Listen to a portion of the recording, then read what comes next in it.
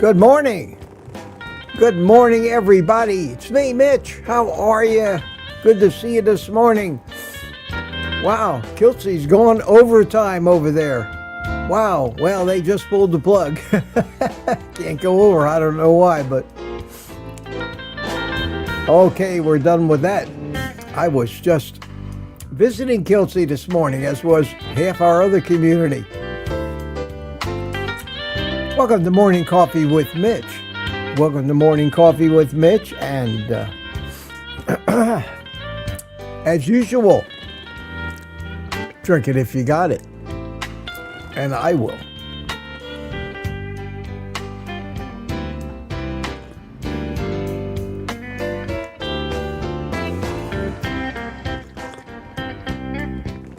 While we wait for half our community to come over here from Kiltsy's house. His guest evidently didn't show up this morning. For those of you who didn't see it, we all hung out over there. And when I left, we had quite a crowd.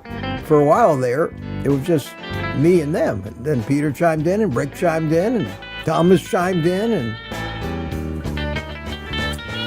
everybody chimed in, and it's quite a panel. And then they had to cut it off. And it was fun. I always enjoy that. I managed to sit outside on my porch, puff a little bit of a cigar, talk to Kiltsy about such amazingly fascinating subject as post-translational modification. And we both agreed that basically that's very interesting stuff, but not actionable when it comes to deciding what to eat. And what that is basically eat meat. Keep it simple. It's fascinating to understand the underlying chemistry, though. I find it fascinating, but not everybody does. Not everybody who drives a car needs to understand how fuel injection works. Most people don't. Most people don't. So I was busy. Was out there on his stream and ran in here to get mine started. And here I am. It is Wednesday, hump day already. Is it Wednesday? Yes, it is. The days all blend together. It goes so fast. Well, welcome. Good to see you all. Thank you so much for coming in this morning. I'm in a much better mood today. Sorry about my mood yesterday. It happens. It happens to all of us. We had a great live stream last night. Had a lot of fun. And we're entertained by some really funny memes. And I want to show you one of them right now that just tickled me to death. Thomas was responsible for the original one, which was a window thing of me and him. And then Barry Simon got hold of it, and in a very few minutes actually animated it and ended up with this. So I want to show you this right now. Let me go ahead and find it. Where is it here? Here it is. Enjoy this. Hey, this carnivore diet is amazing. Yeah? How so? So much energy. I feel great. But is it healthy long term? Of course. All bud.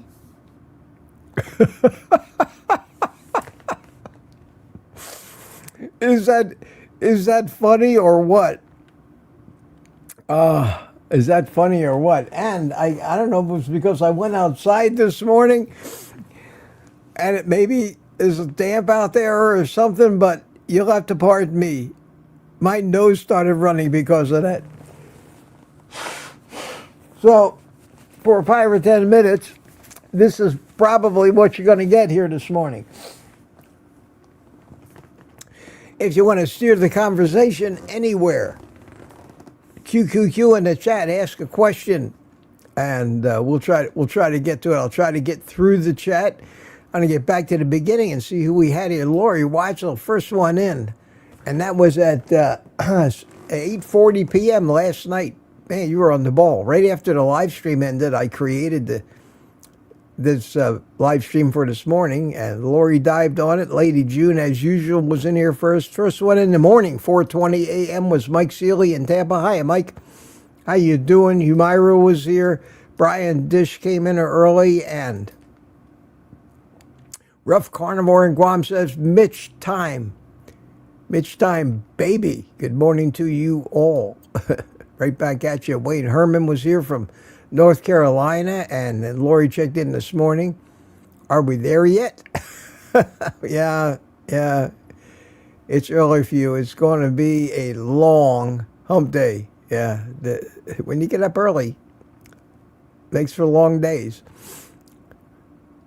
I kind of view it as not sleeping your life away. I get by 5-6 hours a night. That's all I need. As you get older, I think you need less and less sleep. You're not growing.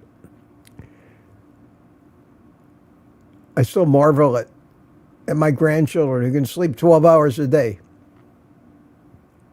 Unbelievable. Unbelievable. Mike Silly Sr.'s here. Hi, Michael. How you doing? Good to see you.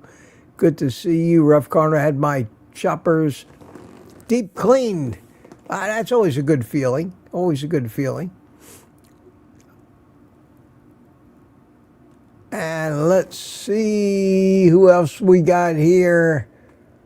Jerry Hall. Jerry Hall, thank you. A little super sticker. Appreciate that very much. Good morning to you. Good morning to you. And Larry Ryan is here. Good to see you with kilts today. Always fun. Always fun. Unless something comes along to stop it, I will be going over to Sarasota to spend a day or two with him at his house next Thursday, a week from tomorrow. So I'll be here Thursday morning. I'll do my live stream and then probably head out of here mid-morning. Be probably the best time of day to drive over across the state and all that traffic. Spend the night, and if we're having a ball, maybe spend a couple of nights. Probably do my Friday morning live coffee stream from Kiltz's house. Have him as a guest. We'll see. Be a big adventure. Get me out of the house. And, excuse me. Yes, that... Got a little phlegmy this morning. Wow. This will fix it.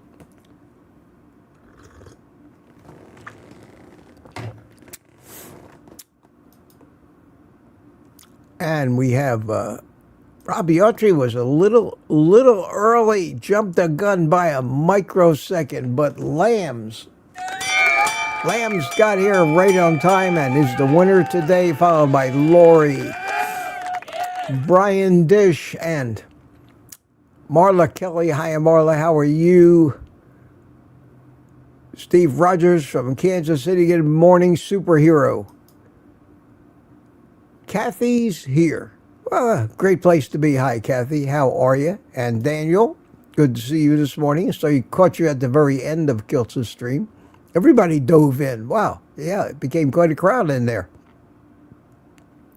Poor Alia. She's probably saying, how am I going to stop this? I got to stop this now. It's 8 o'clock. And Chris Swain, hi. Hi, Mitch. Hope you're well. Yeah, I'm doing pretty good this morning. Liz, we saw Liz last night on the live stream. Always good to see you in there. Thanks so much for coming. Bride's Biscuit, good morning, family. And Peter, good morning, Peter. How are you? Good to see you this morning. Pretzel Pete. Pretzel Pete's got I think I've got these things set up where I can find them now. I've got so many of these, here it is. so many of these AI clips now that, but this is Pretzel Pete right here. Time for my favorite treat. Spreading butter on his pretzel.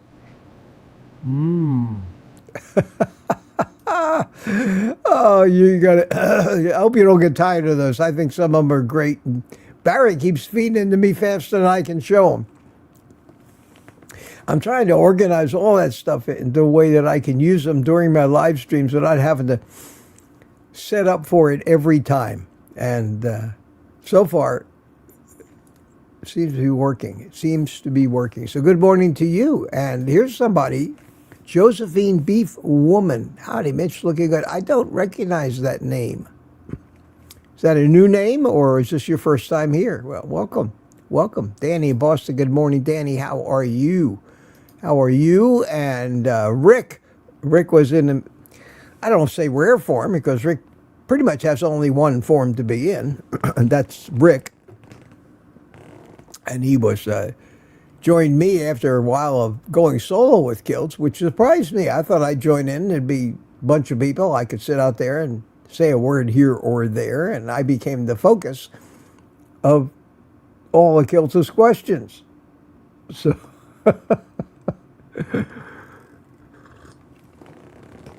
and then Rick chimed in. So we had a good time. We had a good time. The best times we have are when we all get together, I believe, on these live streams. That's what I enjoy the most about this. I do not enjoy making videos. I haven't made one in quite a while. I keep threatening to, but then I just don't want to go through all that. Just to sit in front of a microphone, basically with no audience, and just spew facts out. Although that's the only way to really grow or be successful on YouTube, unless you decide you're just going to be a podcaster. And I still don't consider myself a podcaster, even with all the live streams that I do. So good morning, Rick. Good morning, Tammy. Terry, good morning, Mitch. It was nice to see you on Kill's channel. Heading out soon, but we'll continue listening. Very good. Good to see you this morning, Terry P. And Barry Simon, good morning, Mitch. And 28 degrees, ouch. It's cool here. It was 68 degrees when I went outside. It's going to be a high of 71. Not a range. I mean, from 68, that's it for today. And rainy.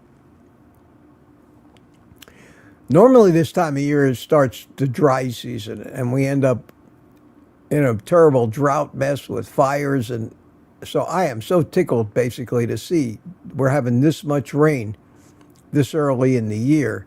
Hopefully that's a good sign, but who knows? Who knows? So good morning, Barry. How are you? Here's some QQQs. Well, Peter, count on Peter to always ask the first question of the morning. Yes, Peter, I'm in a better mood this morning. I hope that 5-day week doesn't interfere. No, it wasn't that. It had nothing to do with it at all. My day got off to a bad start yesterday. I had committed my day to doing my income taxes, which is never an enlightening or joyous thing to do. I had seen or heard some really disgusting, aggravating news in the morning, which you can't help but, even if you look at your YouTube feed, you start seeing the thumbnails about the situation in the world. Sometimes I just get fed up with people, because not all of them are as wonderful as our community. And out of the entire world population of 8 billion people, to think that you only really enjoy the company of roughly 100 or so, and the rest of it you look at, and it's sickening how people act, treat each other, silly stuff they believe. And it gets me down a little bit. Fortunately, it doesn't last long. I was over it by last night. We had a great live stream. And I'm back here this morning in a good mood. In a good mood, looking forward to the day. Taxes are done. Yeah, I owe the money, but there was no surprises at least. So I didn't find out that I got to pay him everything I managed to save up in the past year. So all in all, thank you, Peter. Thank you, Peter. Corgi Lover. Corgi Lover, good morning, everyone. Good morning, everyone. And Jerry Hall, good morning to you. Good morning, Jerry. How are you? How are you? And Terry is here. Hiya, Terry. How are you? Rick Milton chimed in. The Black Menace. The Black Menace. Thomas. I hope everybody's good today. Yeah, that little meme with baby pictures, I think is so cool. I think it's so cool, especially the one with me. I mean, I got to do this again. I got to do this again because it's just so cute. There it is. All right. Hey, this carnivore diet is amazing. Yeah? How so? So Look at the much hat. energy. The I feel hats are great. But is it healthy long term? Of course. All bud. Oh, I was cute as a baby, wasn't I? What happened? That's what everybody says. When they see my baby pictures, they say, "You were really cute as a baby. What happened, Mitch?" That's the thing about babies. Most babies are cute. But that AI that creates those memes with the babies it's really incredible. It's really incredible. The facial expressions are so real. And last night during the live stream, Barry said, "Send me the image with the two babies side by side," and it took less than 5 minutes for Grok 4 AI. Barry wrote the script in a few minutes and sent it to Grok 4, basically with some instructions to animate, a conversation between these two. And the AI actually did all that. Now, whether it's intelligent or not, that's where a lot of the controversy comes. It's an image processing algorithms and things that really don't think. They work according to pre-programmed rules. In that respect, it's not intelligent.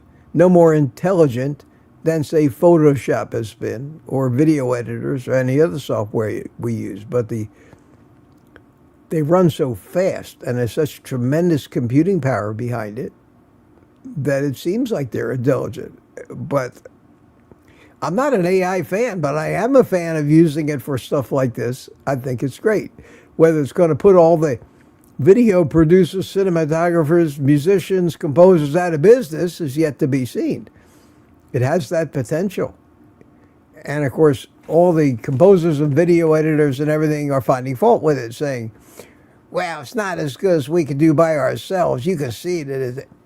Well, how good is good enough for advertising or political propaganda to try to fool people into thinking their political candidate is doing something dastardly or said something dastardly? Because here's proof.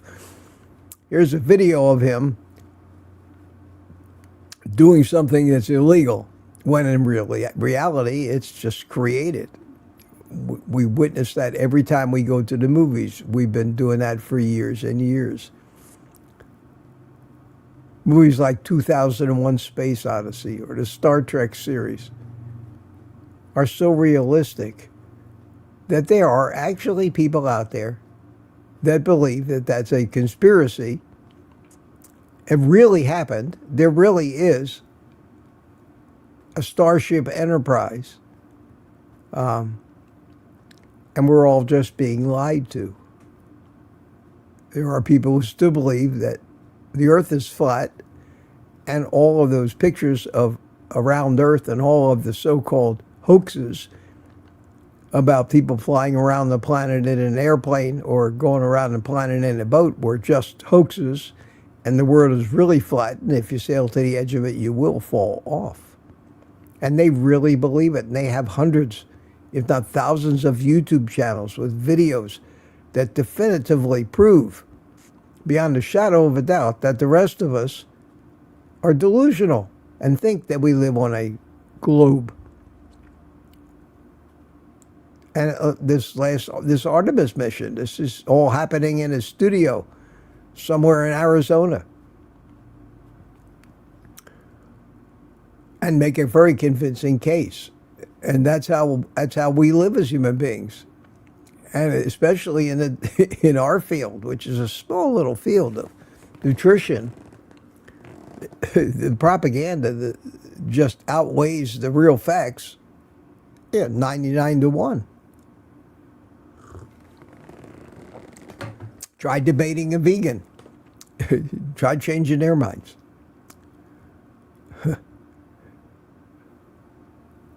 Let's see. Who did I miss? I missed Brian B. Mac. How you doing, Brian? Good to see you this morning. Rick says, no wonder I only have a live one day a week.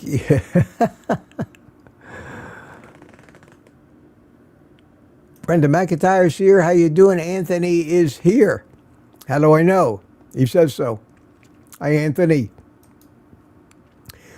Lucy work. Hello, everyone. Thomas survived the night shift. Good to see you. Josephine liked the babies. Yeah, that's about what time I'm up to when I first showed the two babies. Me and Thomas. Uncle Charlie, good morning to you. Good morning.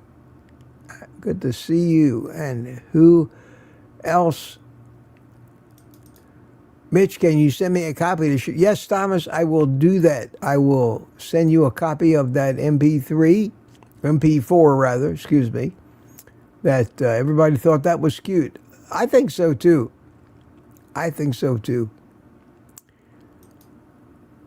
Francine Bourgeois, good morning, Francine. How you doing? Good to see you this morning in Montreal, Canada. We're all secondhand vegans. Yeah, we all eat vegans. Here's a question, Brenda McIntyre. They weren't taking questions on kilts this morning.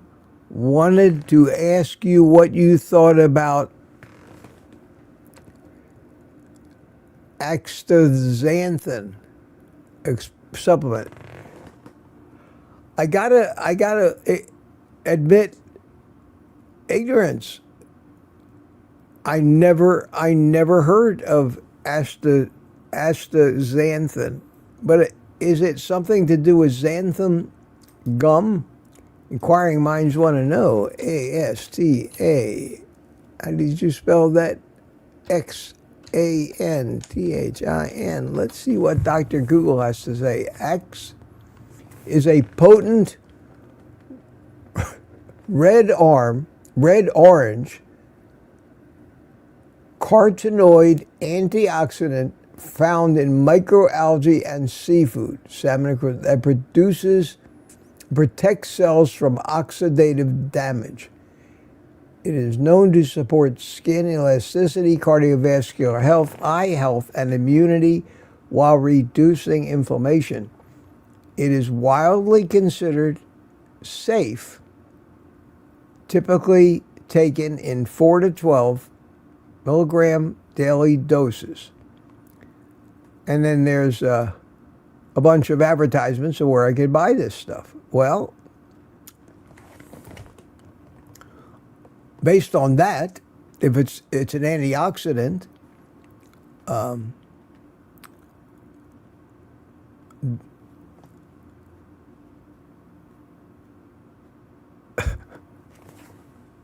I'm not going to take it. I don't need it.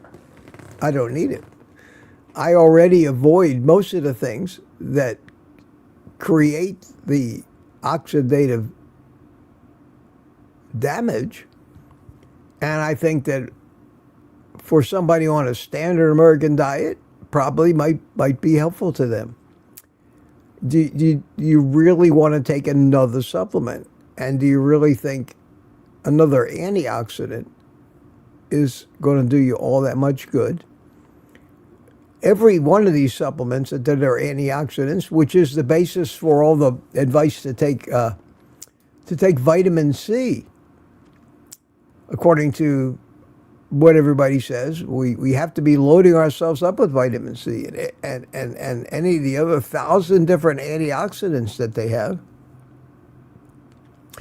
Maybe you'd be better off eating the orange fish instead. Maybe add a little salmon, because you know that you're going to get a much more beneficial antioxidant effect if you can eat these particular nutrients in their natural state, which is why we eat meat and don't live out of a pill bottle. I can't advise you on that. It looks like it really couldn't be potentially harmful. It says here, dietary sources: wild-caught salmon, trout, krill, and lobster. Okay, so you could eat that.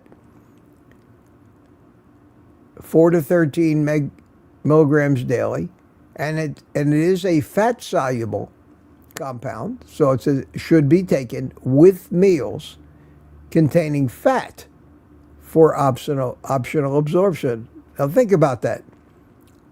Think about that one sentence.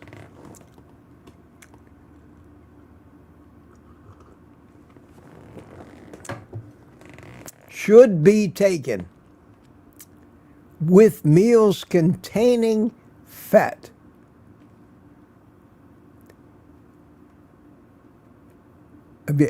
Has anybody ever advised you to eat a meal containing fat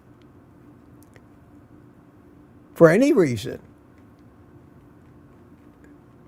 I would think that somebody who is not kind of educated in this stuff would look at that one sentence and think that was a complete and utter contradiction to the concept of doing something for your health. Wait a minute. Time out. That doesn't make sense to me. I'm a thinking vegan. That does not make sense to me. You're telling me to take these, I need these antioxidants because everything I put in my body creates oxidative radical oxygen species, and I need antioxidants. Antioxidants for my health, to be healthy. And now you're telling me that I should be eating meals that contain fat after all this nonsense I've been hearing all my life not to eat fat? If nothing else, that one sentence in this Google thing tells me that either they made a big mistake or that they're actually admitting that eating meals that contain fat are not harmful for us and are pretty much necessary for any of the fat-soluble beneficial things that we might eat, like their supplement, to actually have a path to be absorbed and digested and used by the body, not just pass right through us and out the back end, excuse me, in what ends up being a very expensive trip to the bathroom. Take $100 worth of supplements, and then because you're not eating enough fat, they just go right through you. Wow. That's interesting, though. Interesting. So I can't answer your question about whether I would recommend it. I can say that it doesn't seem to me that a carnivore that's eating some fish, maybe you might benefit from it a little bit, but it depends on how much it costs. And it says it's not harmful. I don't see the need for me to research it because I'm not having problems with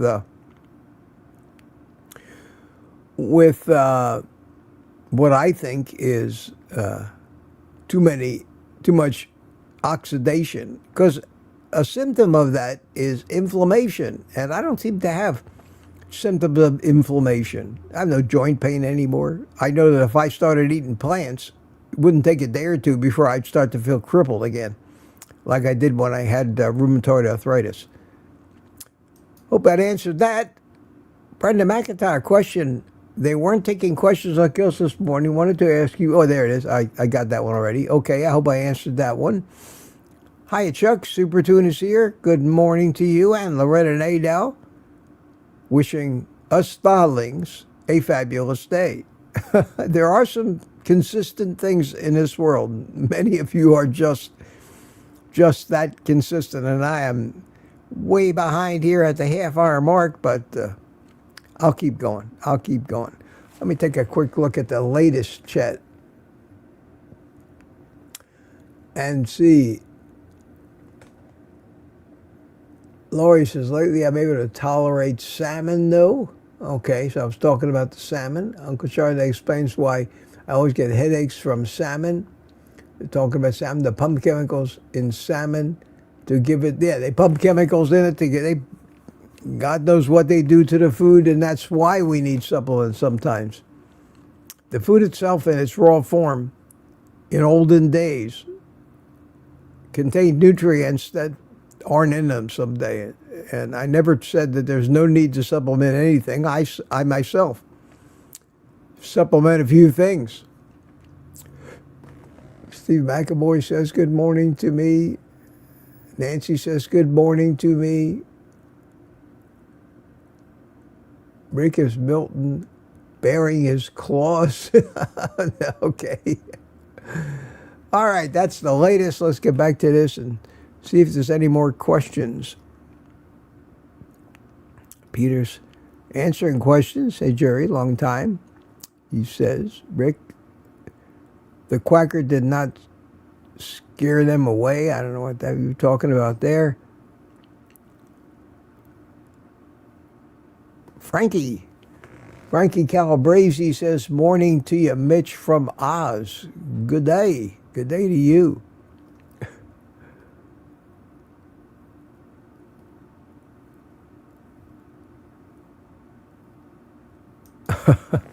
Barry's working. He sent me an email right after the show last night. He says, I want to fix that up. So we got a new Pretzel Pete meeting coming. The whole idea, I made a joke one day and I said, I could just picture Peter. We were talking about butter. The conversation was about butter. Everybody was talking about butter. And I said, I can just picture Pete spreading butter on a pretzel. And Barry said, wow, there's an idea. And the rest is history. History. So we got a new one coming. I hope those things entertain you. I mean, some of them are so funny. Let me try to inject some of them in here.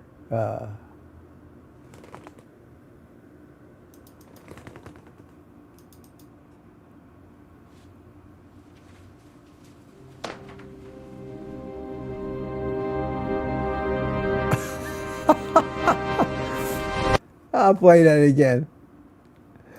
That was me firing my doctor. Barry does so many. One of my favorites is this one. What the? No way. You have your own? With the cat. No, hold on, you're lighting it now? Unbelievable. You're puffing away like a pro.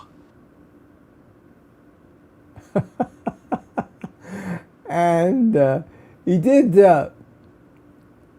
another one of my favorites. I never get bored seeing these so often. Is hey kids, it's Tony the drug dealer. Oh yeah, Tony, we're hooked. Give me more, it's the best high. That's enough of that. I get such a kick. And yes, Rough Carnivore, VLC is the best media player you can get. VLC does so much. It's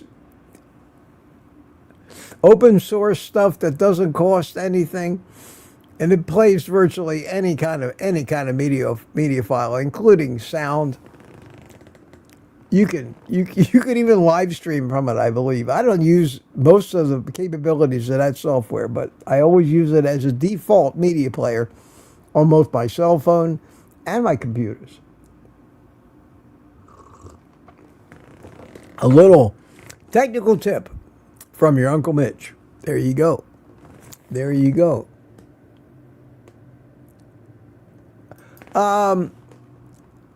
Cordelia and Albany. Mitch has some educational videos. He should push them out. Oh wow, Cordelia, you have no idea, and I can't push them out. I can't do anything to make YouTube. I can't do a thing to make YouTube start sending out my older videos. But if I go into my channel, and anybody can see these if you go in to Old Guy Carnivore on YouTube, the homepage, and just click on videos. I have almost 700 videos that I made over the past three and a half years. 700 of them. Page after page after page of videos, with no way to actually get YouTube to start promoting them. I could sit here like this and scroll down these videos. The only way I can actually get YouTube to start pushing them out again, and some of this stuff is great and it's gone forever as far as YouTube is concerned. You could spend years binge watching my old videos, and that's one of the reasons why it's harder and harder to find videos that look at them all. I mean,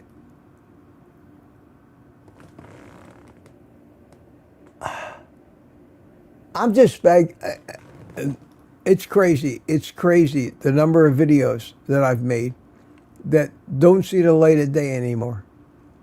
So much work, so many hours and hours and hours of filming and editing. For what? For what? Some of them got a number of views. This one got 3,000, 6,000, 8,000, 10,000, 1,800, 52,000 views. What was that? That was a cooking video. What was the thumbnail? You've got to try these, it said. Oh, it was about burger patties. So many videos. I'm thinking, instead of making new videos, I've got some videos that just I thought were brilliant and got a lot of views and did a lot of good that are gone forever and will never be served up in anybody's recommendations ever again. That I may just take that old video, record a little introduction to it, and re-release it with a different thumbnail. The information never changes. The things I taught in my original videos about how to start carnivore, how to get over the cravings, the things you need to watch out for, the top 10 things you need to know. I probably should start to re-release them. Ken Berry does that all the time.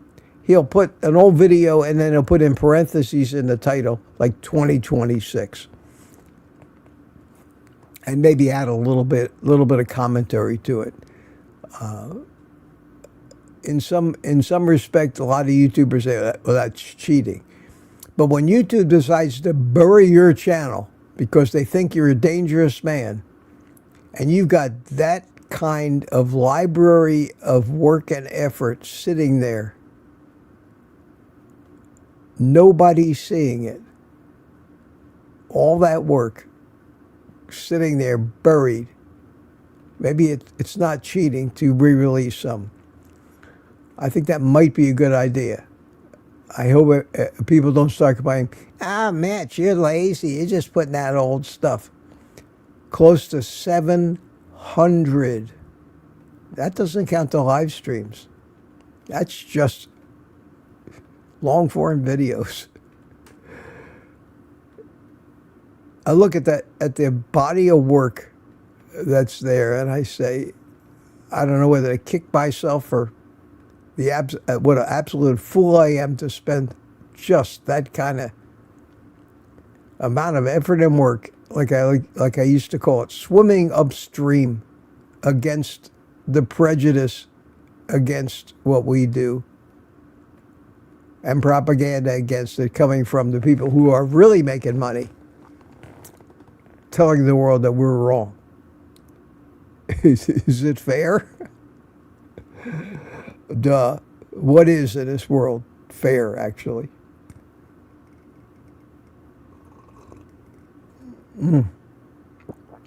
Uncle Charlie says Dr. Ken Berry probably makes about $250,000 a month as a membership alone. Yes, yes. Dr. Berry is making an absolute fortune, and I don't hold it against him. He's doing it a long time. He grew his channel at a time when it was possible. Not possible for any new YouTuber today to get 3 to 4 million subs. Not in this climate. Not when we're considered dangerous. They'll deny that they consider it, but in February they actually released a statement. YouTube did. And it said that people in our genre are considered dangerous medical information or dangerous medical advice. And they're not going to delete us, but pretty much it intimated that they're not going to help us either. Be careful. It was kind of a warning. And we've got that. We may have somebody wearing black armbands. So for all of the new YouTubers with stars in their eyes and millions of dollars a year in revenue in their mind, thinking they've got something that nobody else, they've got a story that nobody else has. They are entertaining and charming, more charming and entertaining than anybody else. The world, we don't even know how the world has lived without you until now. I don't discourage you from doing this. Just as the name of the TV show says, we all need to basically curb our enthusiasm,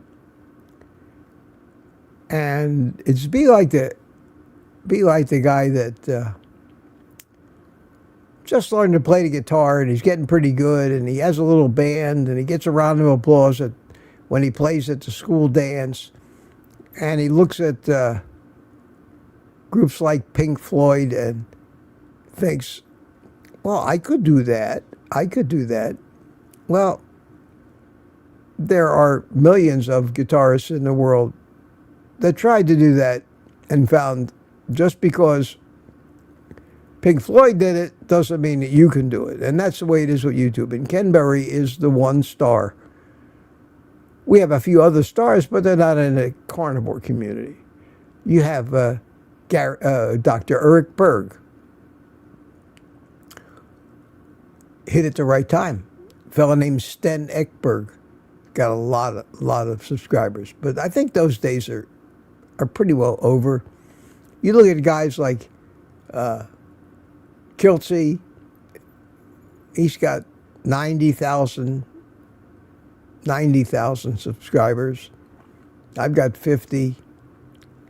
That low to middle range of subscribers on YouTube is where we're all going to, I hate to say it, we're going to die. We're staying in that range, up and down, up and down. They take about 20 every day away from me. YouTube does that. These people don't unsubscribe. Unless I come out with a video that kind of goes big and maybe YouTube pushes it out to some people who have never heard of me and subscribe. Unless that happens, my subscribers count diminishes. I've lost 300 last month alone.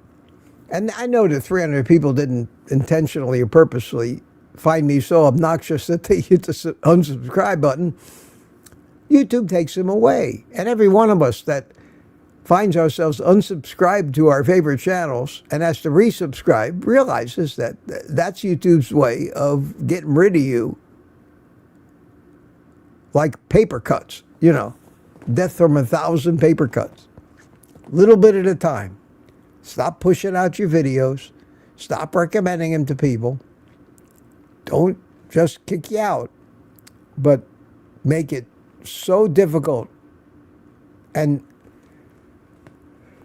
the worst part is demoralizing. So demoralizing for you to keep having to swim upstream and finally realize you're just fighting the power that's against us, funded by those people who don't want to see us succeed and are paying all the bills and buying all the advertising. And proof of this is how many times you're going to see an ad for GLP-1s before my videos if you watch. That's the reality. But we do it. We do it and we continue to do it against those demoralizing actions because we know that we are helping a few people. And I do it because you guys are my friends. Now, I don't want to say goodbye to you. So I keep doing this. And sometimes, like yesterday, the demoralizing nature of trying to accomplish something, to fix a problem, just gets to you. And you wonder, I'm tired. Why do I keep doing this? I know why I keep doing it, which is why I haven't quit yet. So I'm here, and today I'm doing all right. Yesterday, thinking about giving what money I have to the federal government, again, because I managed to make a small amount of money. You have to give what ends up being income tax, Social Security, and Medicare, because it's considered self-employment income and nothing is withheld. It means I'm going to have to pay 35% of it back to them. Did make a lot of money last year. I had the stroke last year, so my income taxes this year that I had to pay were very small. The work I do, and you all know that I do computer work, I don't make a lot of money for that, but I don't do a lot of work either. I get paid very well for the hours that I spend, but the good news is I don't have to work a lot of hours every month to keep up what's my job. I do have taxes withheld on that money, which is good.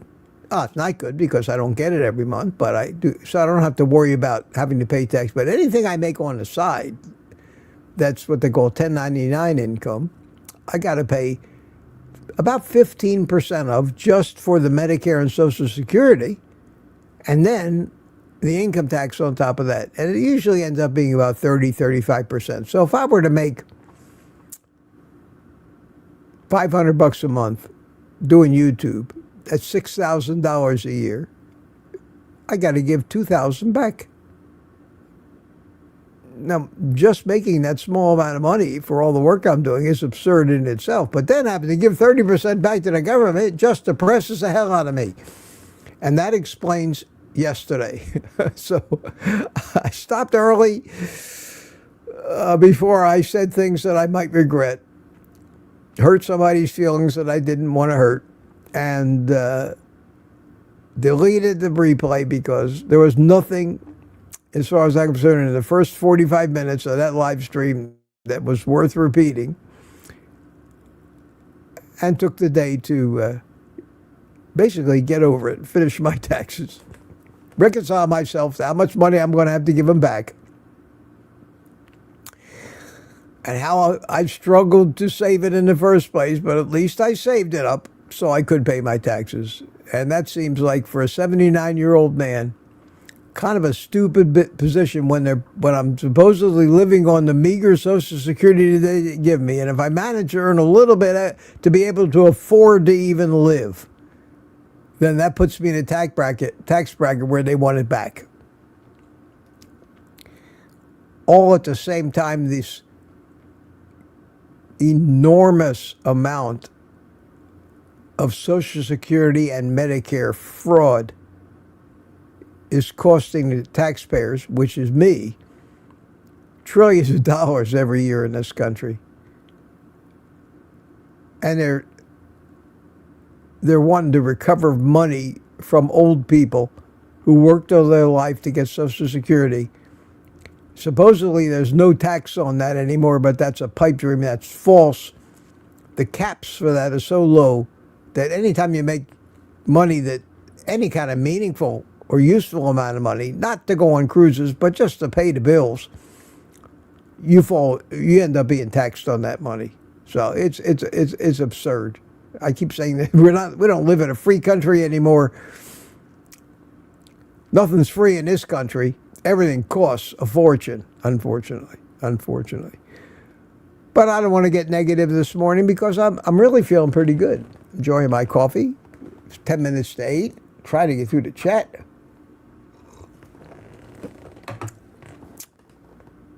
Here it is, 10 minutes to 8. This is my second live stream experience this morning. It's good to see Kelsey this morning.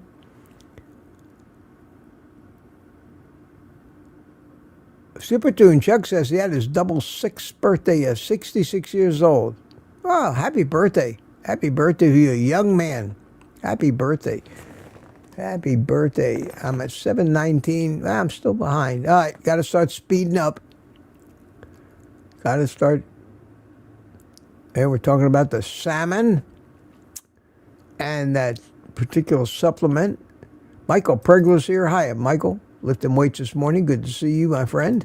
Always good to see you. Rex Ford is here. Says, good morning, Mitch. Tell us a little bit about your experiences with the rheumatoid arthritis. Okay. Pardon me. Yes, I will.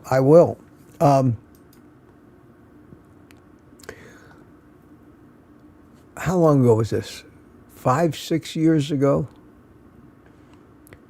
Everything started to hurt. Joint pain. It came in attacks. It wasn't always, but it wasn't never. It would be about with this kind of pain that lasted a week, maybe 10 days, 2 weeks. Then it would subside. It was always there, but at its worst, it was absolutely crippling. I went to the VA, and they prescribed some pain pills, and they set me up with an appointment at the VA hospital in Orlando, the big hospital, who has a rheumatology department. But all these appointments you got to wait for, you got to wait a month, 2 months, 6 months, depending on how obscure it is. Well, I finally drove over to Orlando, and I go in for my rheumatology appointment, and I go in the room, and I'm waiting, and then 4 doctors come in. The head rheumatologist at the VA hospital there, and 3 foreign rheumatology doctors' students came in, and my examination was going to be a teaching experience for the 3 foreign doctors who were training at the VA.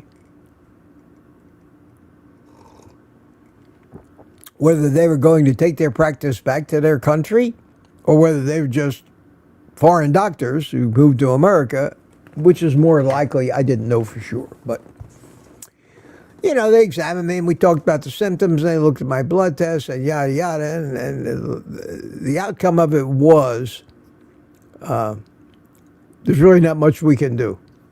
Take the pain pills.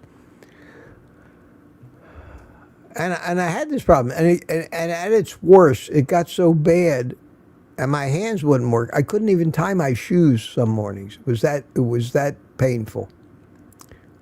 And then it would go away for a while, and I'd be doing okay. I could walk, I could exercise, but then it would happen again. I don't know why it kept happening. And when I got serious about carnivore, it stopped that completely. The pain went completely away. My back especially. There were no more attacks. There haven't been any attacks in 3.5 years of that kind of pain anymore. Now, if I go off the carnivore diet and eat too many plants, things start to hurt a little bit again. But the crippling and deformative aspect of it, in other words, my hands don't look like the hands of a 80-year-old arthritic with the huge knuckles and bent fingers. No, but that's what they would have looked like more than likely had I not been carnivore. What part of carnivore was it that really did the most good? Was it eating meat? I always ate meat. I think it was stop eating the plants. I think that there's two things about carnivore that are the biggest influencers in the results. Number one, maybe the biggest one, don't eat plants. Do not eat plant material. Now, that helps because if you don't eat plants, you got to replace it with something. You can't replace it with carbs because the carbs all come from plants. So when somebody says to you, increase your carbohydrate intake, you have no choice but to eat plants. So if you're trying to get rid of plants, you pretty well default to just meat and fat. So that's very important.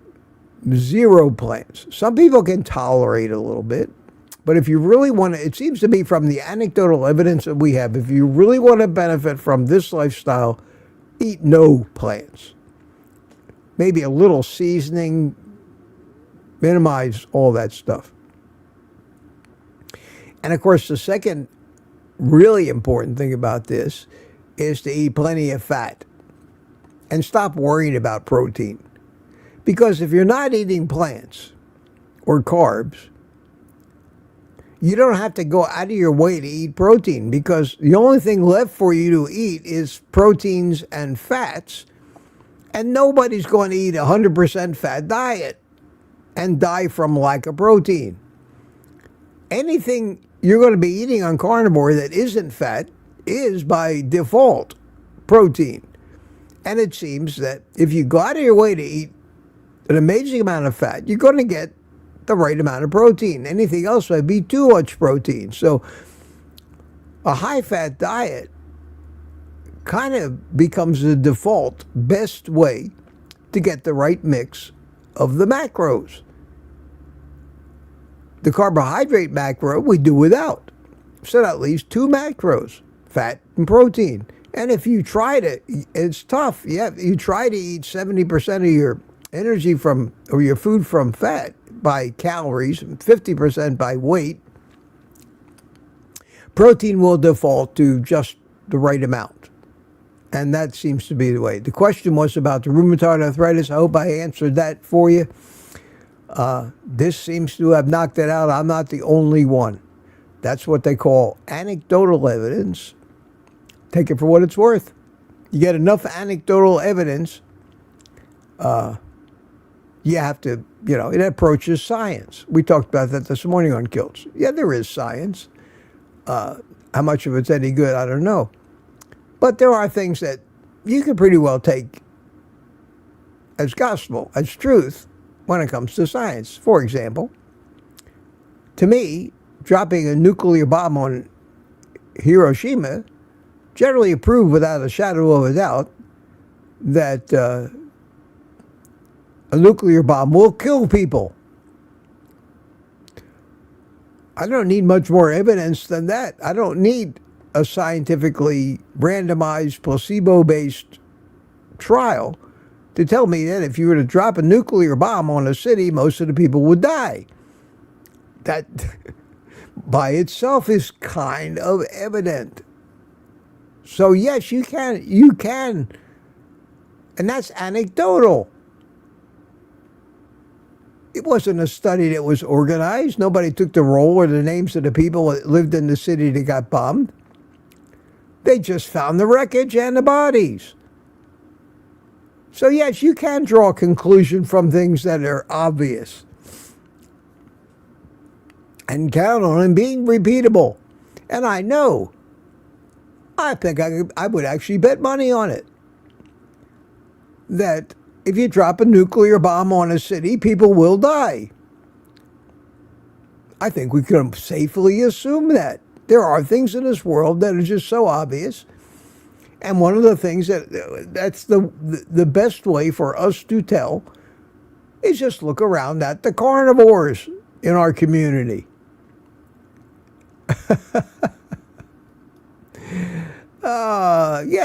Yes, Gary says, give Mitch the finger. Well, this finger. Thanks, Gary, for clarifying that. Thanks for clarifying that.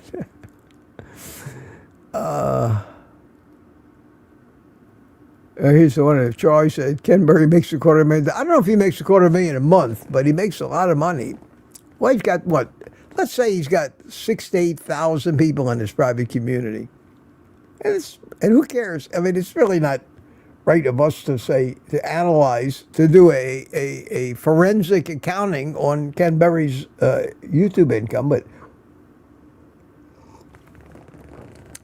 his private community is not on YouTube. It's hosted by a different platform. They don't take 30% of the money like YouTube does in our private communities. So he's got that. He's got tiers of, I think, 10, 20, and $30. So let's say the average tier might be, well, let's even talk about $10. Let's assume that all of his 6,000 to 8,000, maybe 10,000 members are low tier. So $10 a month times, say, 6,000 is 60 grand a month. That's probably the least he could possibly make, and more than likely it's over 100 grand, maybe 150. More power to him. He earned it. He was at the right place at the right time. He was the Pink Floyd, as I used an example earlier, of people in our space. He's a great guy, an honest guy. He knows what he's talking about. And he's the guy that became the superstar in this space. And once you're a superstar, everybody knows your name. And he earned it. More power to him. More power to him. And compared to the amount of money that some of the liars, thieves, and whores and con artists are making out there that work for the big food companies and are getting payoffs from them in the government as a government employee, he's not making a thing. His income is pitifully small compared to these people that are taking $50, $100 million a year home, perpetrating the fraud that is killing or increasing the suffering of so many of us. Those people will be strung up by their toes. Those people who are trying to do good for them if they make all kinds of money.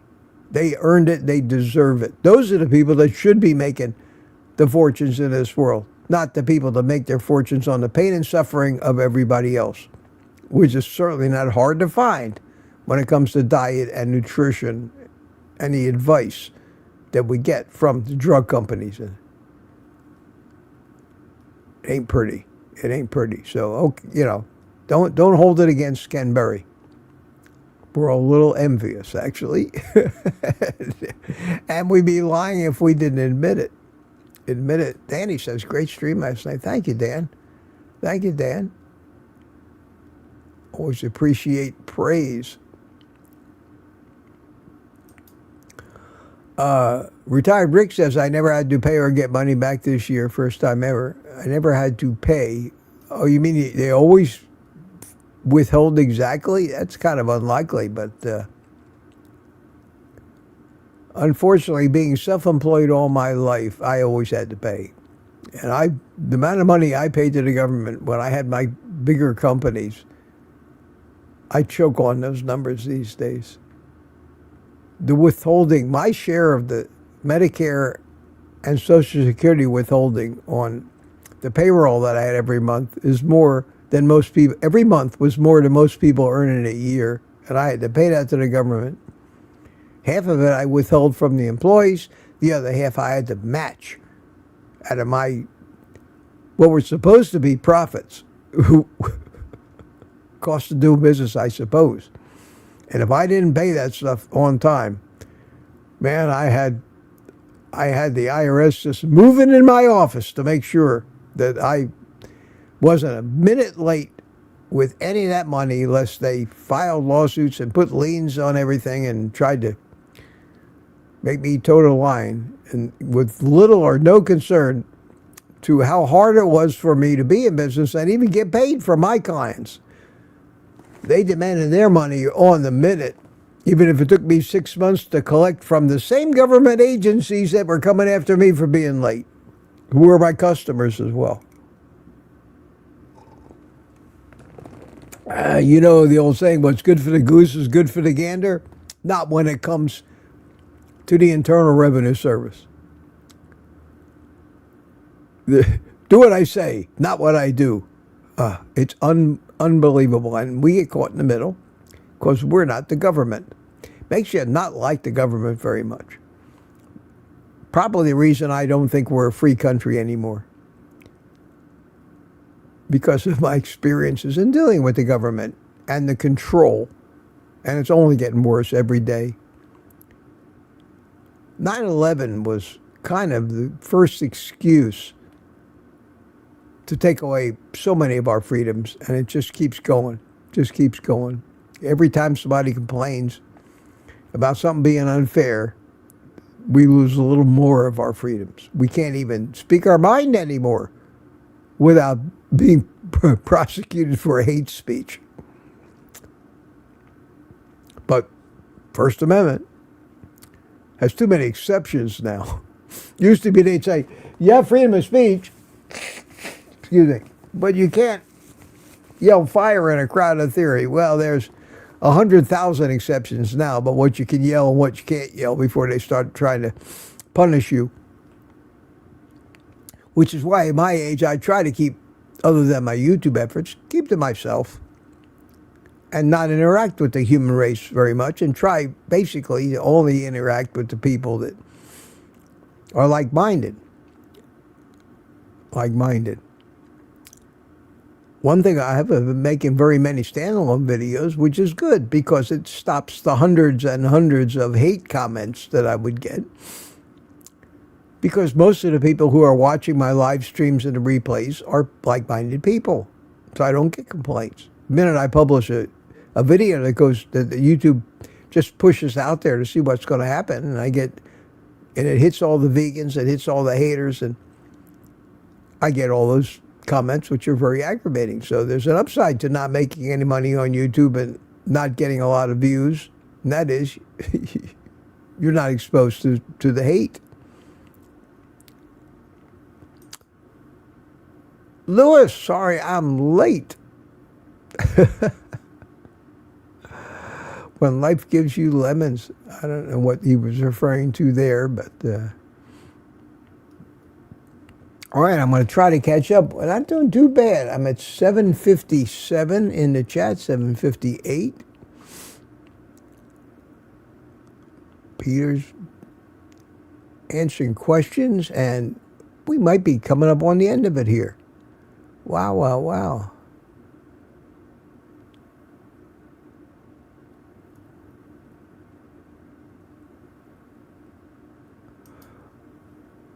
Rick says, why do people follow Ken Burry?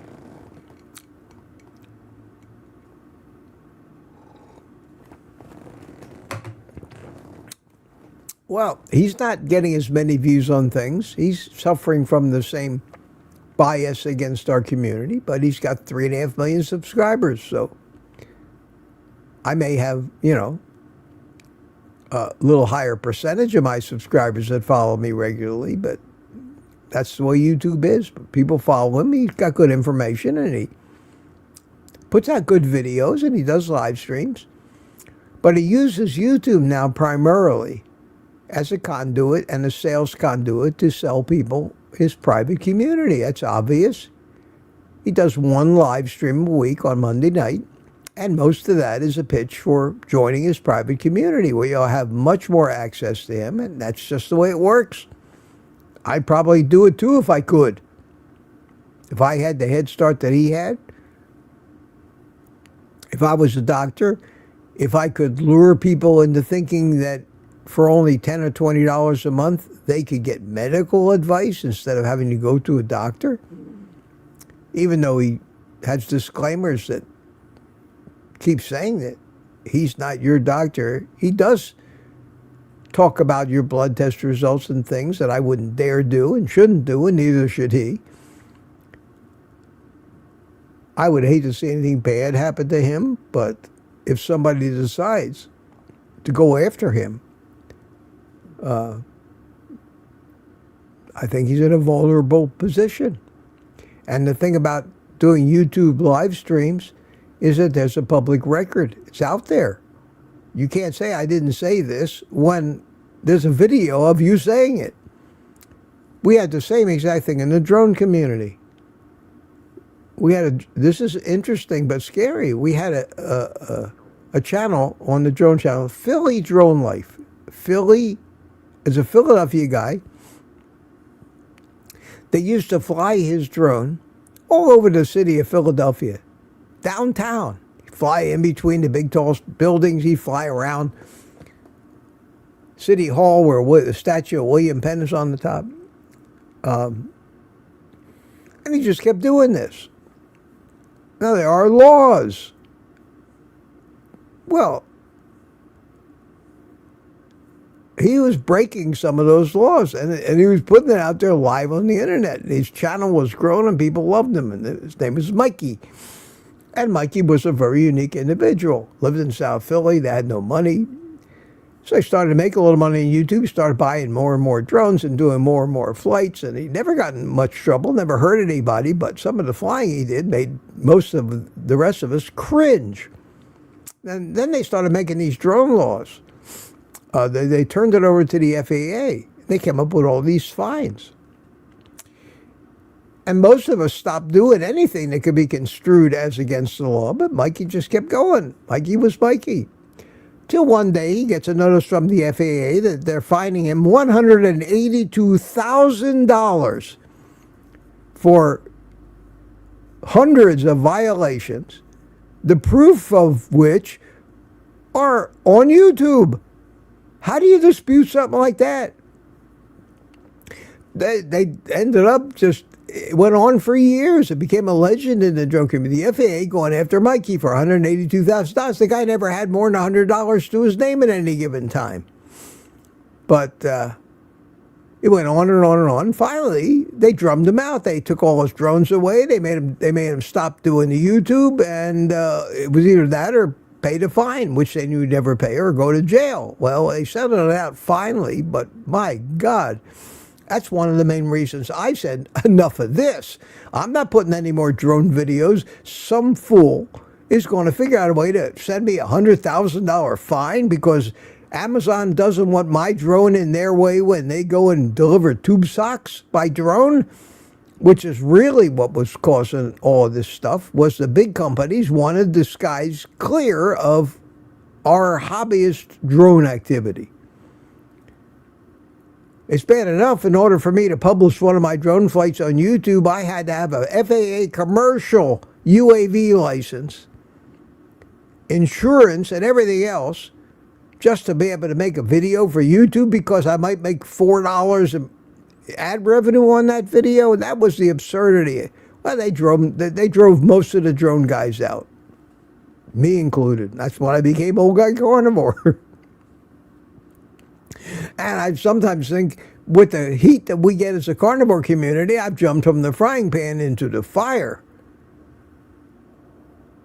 There are times when I sit there and think, what genre can I get in where everybody, where it's all unicorns and fairy tales, where nobody is going to accuse me of damaging anything or being a dangerous man? I'm not a dangerous man. But my God. I've been portrayed as a dangerous man in the last two things I tried to do on YouTube. Absurd.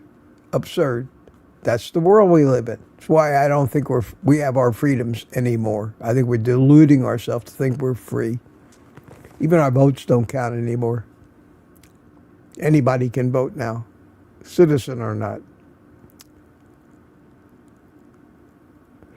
And here's an answer to Rick's question. If not for Finding Ken Berry, I wouldn't be here. Yes, so many people were introduced because of Ken Berry's popularity that I don't think we can find any fault with Ken Berry.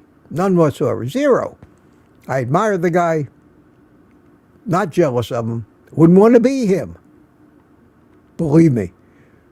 Would not trade places with Ken Berry or trade lives with Ken Berry.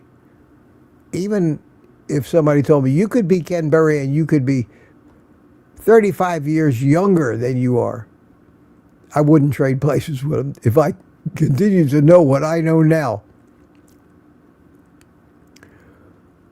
Wouldn't. I'd kill myself first before put myself into his life, knowing what I know now, being through what I've been through. But we all have to go through it for ourselves. And I'm sure he probably enjoys his life.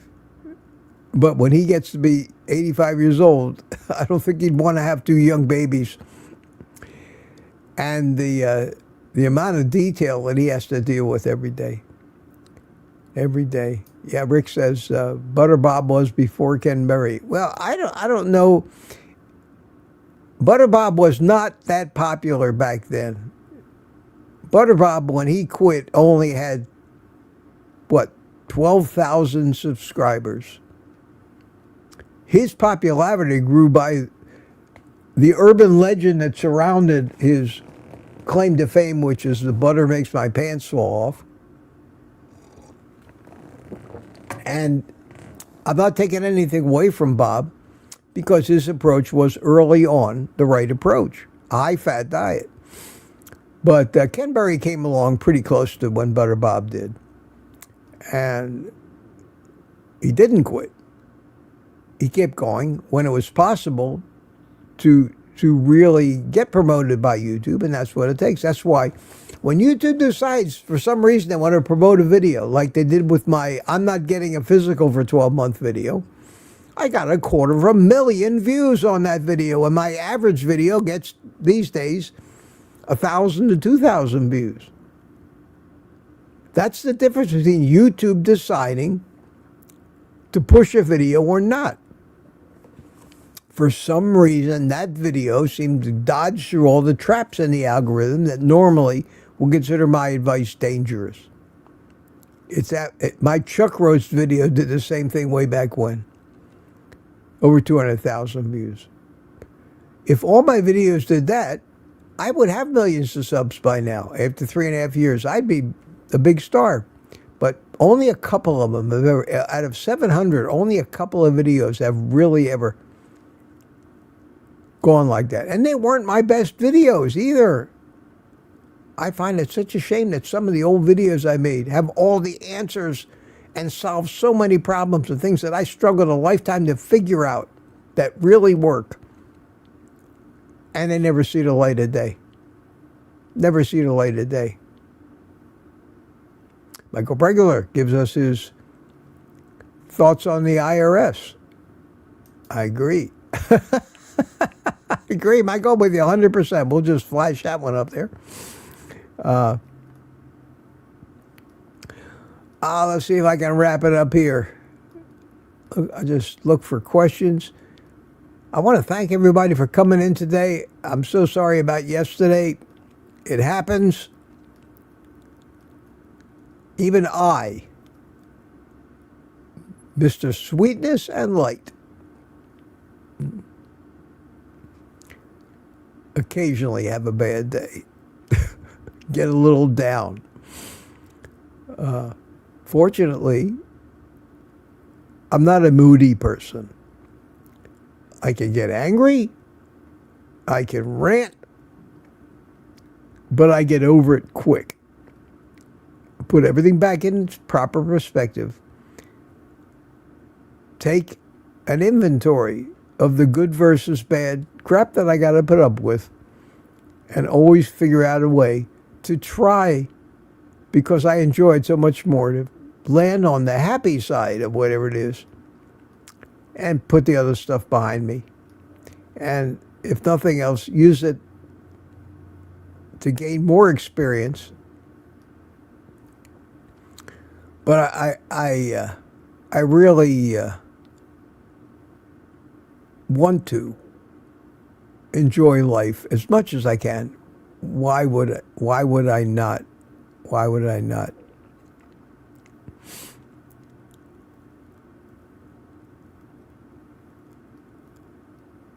Okay.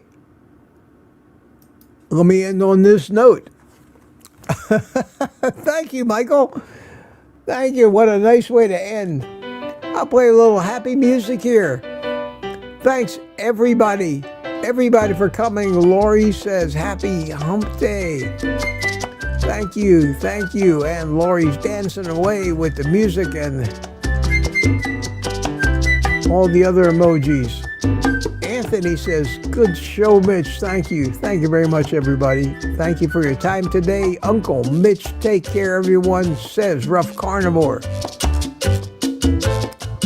Rick says, see you tomorrow. Yes, you will. And tomorrow night in the members community live stream, we'll have our panel. Tomorrow morning, I'll be here. CB Carmack is waving. Mike Pregler give me a peace sign.